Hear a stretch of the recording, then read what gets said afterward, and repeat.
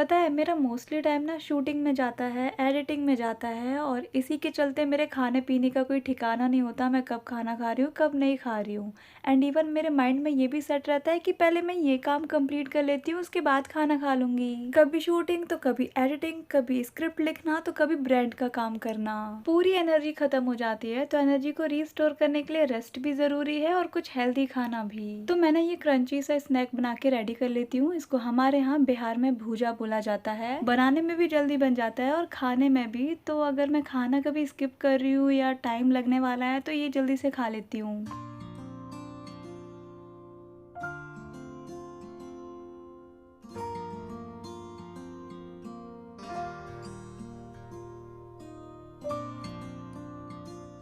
Recipe ना बहुत easy है। 1 चम्मच घी या फिर आधा चम्मच घी आप डाल सकते हो और ये घर का बना घी है, मार्केट वाला घी हम बिल्कुल भी नहीं खाते हैं। और ये है 1 कटोरी मूंगफली इसमें डालेंगे, 1 कटोरी चिवड़ा मीन्स कॉर्नफ्लेक्स, फिर 1 कटोरी मखाना और आधा कटोरी काजू।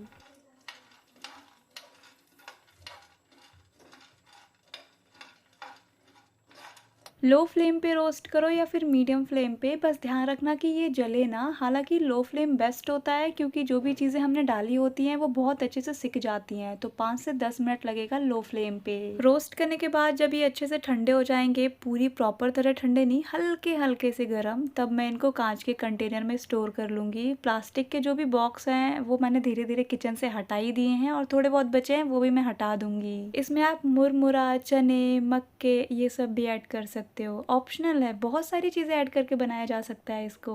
इसमें हेल्दी फैट्स एंड प्रोटीन होते हैं, एनर्जी के लिए बहुत अच्छा है, डाइजेशन के लिए भी और हार्ट हेल्थ के लिए भी।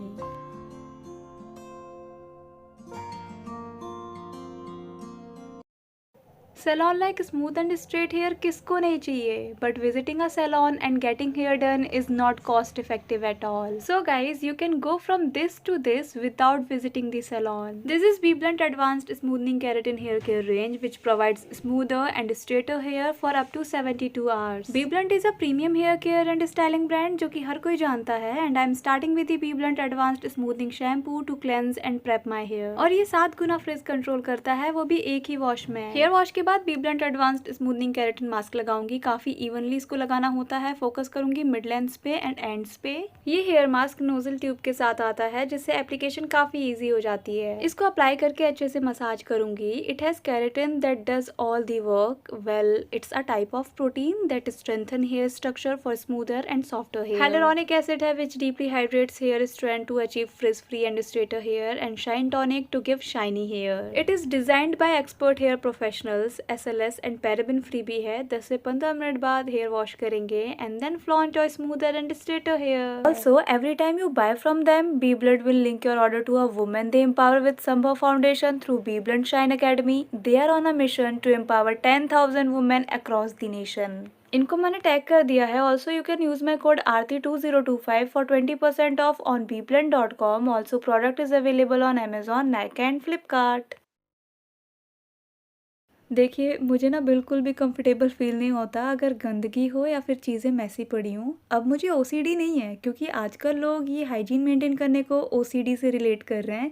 मुझे ओसीडी बिल्कुल भी नहीं है, पर मुझे हाइजीन मेंटेन करना काफ़ी अच्छा लगता है, चाहे वो फिर पर्सनल हाइजीन हो या फिर आसपास का इन्वायरमेंट का। मेरे साथ ऐसा होता है, अगर मेरा रूम पूरा मैसी पड़ा हुआ है ना, तो मैं आगे दूसरा कोई काम कर नहीं सकती, मैं वहीं पे रुक जाती हूँ। मतलब मेरा फोकस जो है ना वो नहीं हो पाता किसी और चीज़ में। मुझे लगता है कि पहले मैं ये कर लेती हूँ, उसके बाद ही मैं वो काम करूँगी, चाहे वो काम इम्पॉर्टेंट क्यों ना हो। मतलब मेरा दिमाग ना काम करना बंद कर देता है। अब ऐसा नहीं है कि मेरा रूम मैसी नहीं होता है या फिर सामान नहीं फैलता है गाइज, नॉर्मल है वो तो। अपने बारे में एक बात बताती हूँ, जब भी एग्जाम हुआ करते थे, 10th में हूँ या फिर 11th 12th 9th कभी भी कॉलेज में भी, तो मैं हमेशा वेट करती थी कि मेरे एग्जाम्स खत्म हो ताकि मैं अपने पूरे घर को अच्छे से साफ कर सकूँ।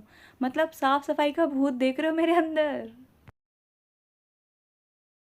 जब मैं दूसरों को टू डू लिस्ट बनाते देखती थी तो मैं सोचती थी ये क्या फालतू काम कर रहे हैं, इसकी क्या ज़रूरत है। लेकिन जब मेरे पे लोड पड़ा काम का, इम्पॉर्टेंट चीज़ें मिस होने लगी ना, तब समझ में आया कि इनको नोट डाउन करना क्यों ज़रूरी है। सुनने में अजीब है लेकिन ऐसा होता है कि 4-5 चीज़ें अगर मान के चलो इम्पॉर्टेंट है, इम्पॉर्टेंट होने के बाद भी दिमाग से निकल जाती है। एक टाइम पे याद आता है लेकिन एक टाइम पे हम भूल जाते हैं। तो टू डू लिस्ट इसी चिड़िया का नाम है। इम्पॉर्टेंट टास्क जो भी हैं उनको मैं लिख लेती हूँ, फिर रीचेक करती हूँ कि क्या चीज़ मैंने कर ली है, क्या चीज़ रह गया है। अब ऐसा नहीं है कि पूरे दिन का रूटीन लिखने बैठती हूँ। इम्पॉर्टेंट टास्क को ना नोट डाउन करने में ही भलाई है, क्योंकि बादाम खाने से याददाश्त तेज नहीं होती है।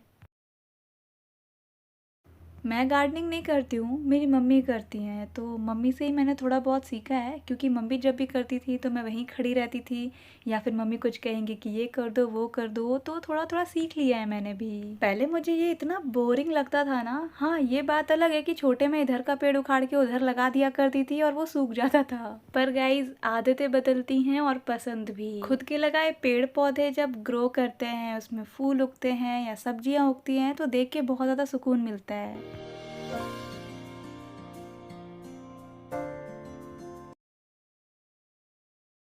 यहाँ गांव में मेरा कोई भी दोस्त नहीं है। सच कहूँ तो मैंने बनाया ही नहीं है, और सिटी में तो मुश्किल से एक दो ही हैं। मोस्टली मैं घर में ही रहना पसंद करती हूँ, मुझे घर में ही अच्छा लगता है। अच्छा फील करने के लिए फैमिली का साथ होना ही काफ़ी होता है, लेकिन जब अकेले बैठ के मूवीज़ देखती हूँ ना, तो और सुकून मिलता है। और मैं मूवीज़ एडवेंचरस हो गई, रोमांटिक, कॉमेडी, सब टाइप की देख लेती हूँ, मुझे सब अच्छे लगते हैं।